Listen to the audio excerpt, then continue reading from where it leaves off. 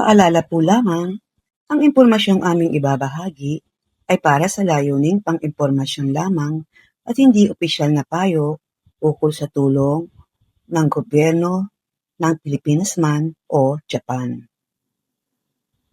Detalyadong paliwanag ukol sa maternity allowance sa Japan. Maraming buntis na ang nagtatrabaho sa Japan ang nalilito kung kailan matatanggap ang maternity allowance at paano ang proseso nito. Kaya narito po ang mas malawak na paliwanag para mas maintindihan ninyo kung ano ang aasahan habang buntis at pagkatapos manganak dito sa Japan. Ano ang maternity allowance sa Japan? Sa Japan, may iba't ibang klase ng tulong pinansyal para sa buntis na empleyado. Ang pinakakaraniwan ay ang Shusan Teya Tekin.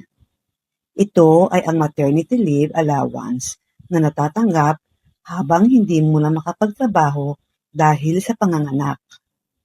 Layunin nito na tulungan ang nanay habang naka-leave, pansamantalang pamalit sa sweldo at suportahan habang nagpapagaling pagkatapos manganak.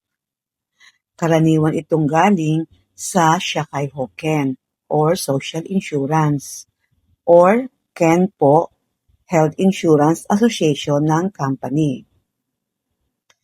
Shusan Ikuji Ichijiken. Ito naman ang Childbirth Lump Sum Allowance. Ito ay one-time payment para makatulong sa hospital expenses sa panganganak. Sa kasalukuyan, kadalasan, umaabot ito ng around 500,000 yen depende sa hospital at insurance. Madalas, direkta na itong binabayaran sa hospital, kaya hindi na kailangan maglabas ng malaking cash ang pamilya. Kailan nagsimula ang maternity leave? Sa Japan, may standard maternity leave period. Bago manganak, 6 weeks bago ang due date, at 14 weeks kapag twins or multiple pregnancy. Pagkatapos manganak, required na 8 weeks rest pagkatapos manganak. Halimbawa, kung ang due date ay September 20, ang possible start ng maternity leave around August 9. Ibig sabihin, kung hanggang August 9 kayo nagtatrabaho, posible na doon magsimula ang maternity leave. Kailan natatanggap ang maternity allowance? Ito ang pinakamadalas na tanong ng mga nanay sa Japan. Ang sagot, kadalasan hindi agad-agad. Bakit? Dahil kailangan munang makonfirm ang leave, ang manganak, ang mapirmahan ng forms, at ang maipasa ng company at ma-process ng insurance. Tipikal na proseso. Step 1, ang start ng maternity leave. Kapag tumigil na kayo sa work dahil malapit ng manganak. Step 2, panganganak. Kailangan ma-record ang actual delivery date. Step 3, pag-fill up ng forms.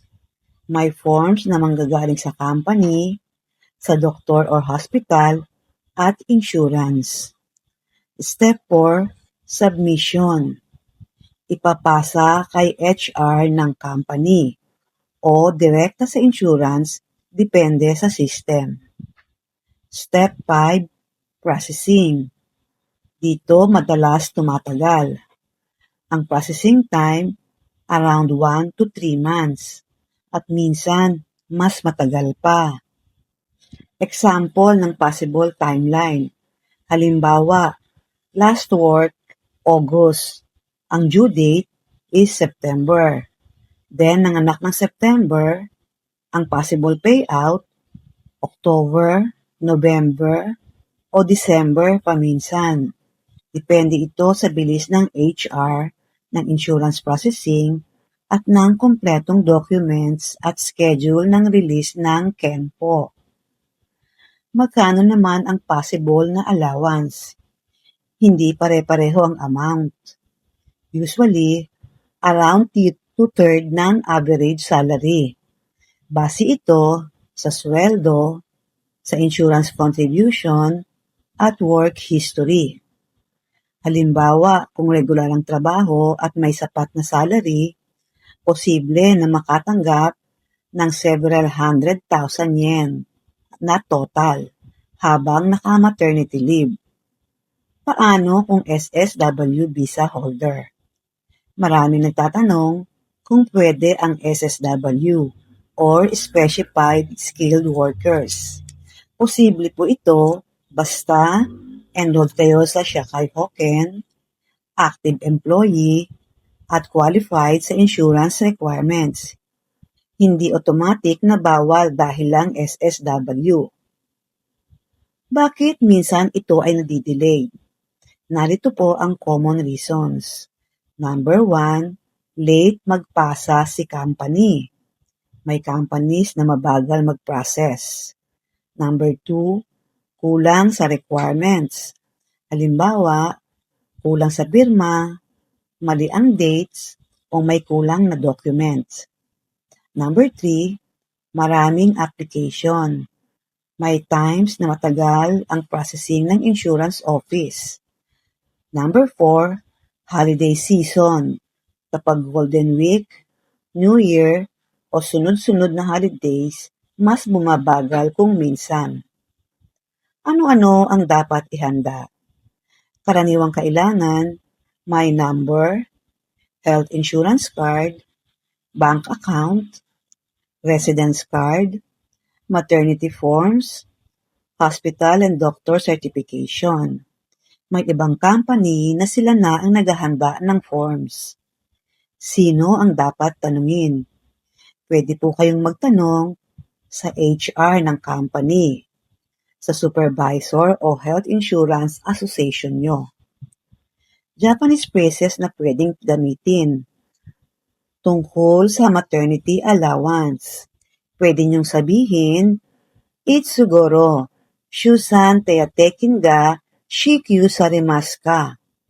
Mga kailan po marirelease ang maternity allowance ko? Tungkol naman sa requirements, Hitsuyo wo nashiroi wa nan desu ka? Ano pong mga kailangang requirements? At tungkol naman sa processing, Shinsei wa mo teishutsu sarete-imasu ka? Naipasa na po ba ang application?